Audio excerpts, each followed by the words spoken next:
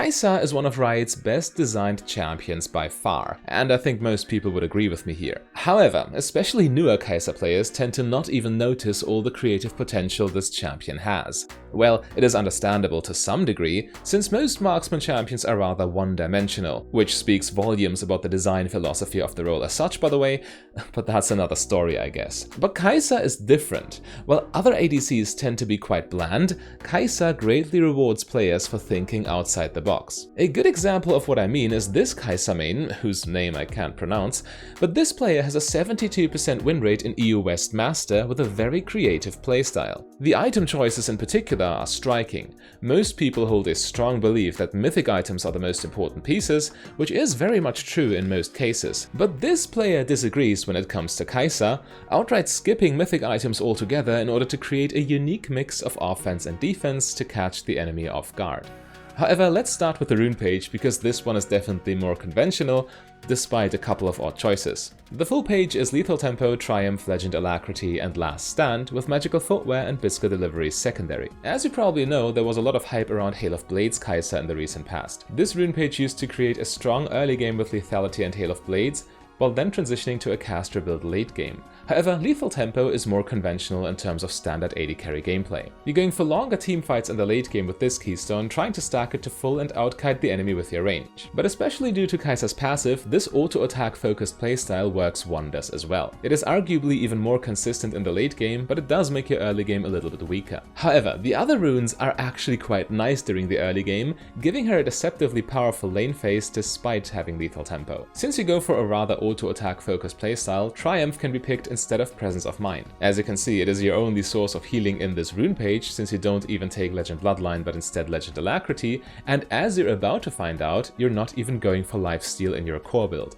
Triumph, Alacrity, and Last Stand are actually very good early game, allowing you to clutch out these 2v2 skirmishes. Last Stand is a very interesting choice, of course. Coup de Grace would be the most consistent and most common, but Last Stand is chosen precisely because of this player's playstyle. You will fight on low HP rather frequently due to your lack of lifesteal, and here Last Stand kicks into full gear while also maximizing the value you get from Triumph. It is a risky playstyle, but Kai'Sa still always has the defensive options of her ultimate and her E-Stealth. In any case, Magical Footwear and Biscuit Delivery are definitely the more common choices on this page, as Magical Footwear is great on AD carries in general, saving you 300 golds which you can spend on items instead. Biscuit Delivery is chosen on most Kai'Sa rune pages, and this is no exception. It keeps your mana high enough during the early game, and the max mana increase over the course of the game will also help later on. As we know from the Hail of Blades rune page, Biscuit Delivery is really all the mana regeneration Kai'Sa needs. Okay, the moment you've probably been waiting for. This Kai'Sa player goes for the core build of Static Shiv, Collector, Berserker's Greaves, and Wit's End. As promised, there is no mythic item to be seen,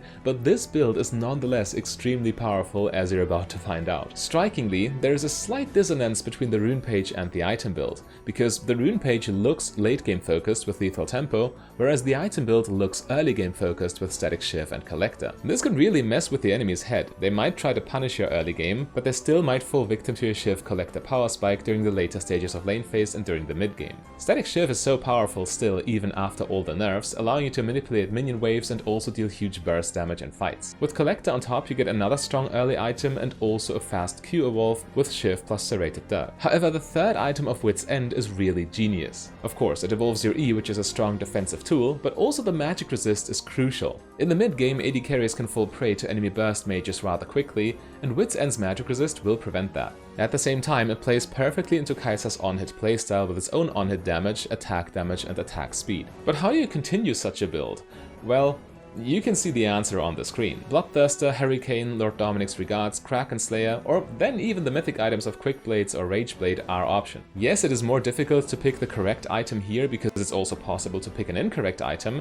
There is no one size fits all, but this is also the beauty of this build and a huge part of your skill expression as a player. In the game we're about to analyze, for example, the Kai'Sa player notices that the pure offensive nature of mythic items will bring nothing. Instead, they go for a fourth item Bloodthirster, and it will go a long way, as you're about to see. In any case, let's get ready. Kai'Sa is not a strong champion during the lane phase in general. She got nerfed, she needs her items, she needs her evolved abilities, so this is the weakest part of the game. However, if your support lands and engage, you can actually follow up quite effectively. Again, with Legend Alacrity, you do have some power, you can stack your lethal tempo fairly quickly, so you can punish the enemy for positioning mistakes. Situations like these are of course more the exception rather than the rule, but if they occur, this Kai'Sa build is well enough equipped to follow up to some degree at least. But it's always important to keep in mind that in most games you will spend the majority of the lane phase farming, and you should really keep the ball low. It is the weakest phase of the game for Kai'Sa, and you should play accordingly. Getting punished here can cost you big time long term. Those early game items of Static Shiv and Collector give you a lot of agency right away, evolving your Q quite fast, while also allowing you to manipulate the minion wave efficiently.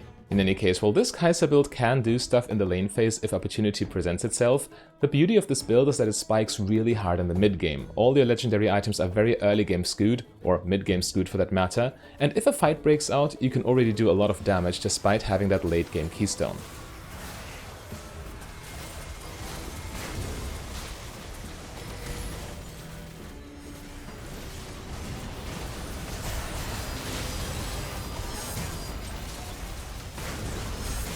Of course, Kai'Sa is a priority target as all AD carries are, and she doesn't have her evolved E yet, so she can't really outplay an Olaf running at her. However, with good positioning she can still deal a lot of damage before she eventually goes down, which is all you need to do as an AD carry at that stage of the game. As long as you're able to deal your damage, it doesn't matter if you die in the end, because that's your job. You're an attack damage carry, and an attack damage carry who positions too safe will accomplish exactly nothing, and in this case the enemy even needed to commit their summoner spells to actually get her. Yet this is precisely the reason why Wit's End as your next item is so genius. A purely offensive mythic item would not help you at all when the enemy is jumping on you, but Wit's End still allows you to keep your damage high while preventing the enemy from taking advantage of your short range.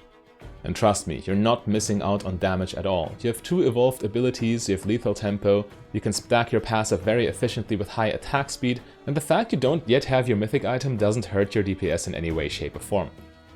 You have to keep in mind, the first 2 items you bought, Static Shiv and Collector, have surprisingly high burst damage.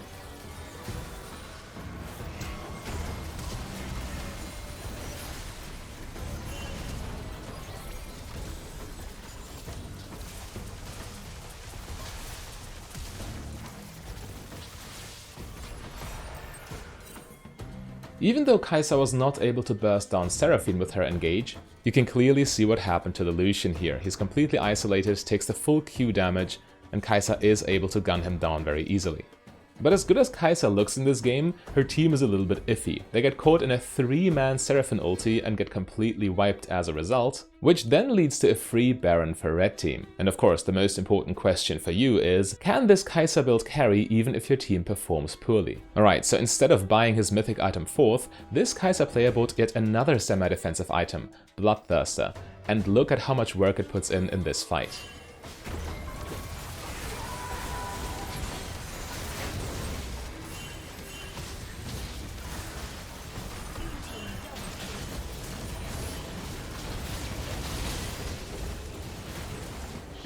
Of course, we are still talking about lethal tempo Kai'Sa in the late game. Her agency and playmaking potential are just absurd. She deals huge damage with auto attacks, and the defensive items she bought in Wit's End and Bloodthirster are really the difference between winning and losing this teamfight.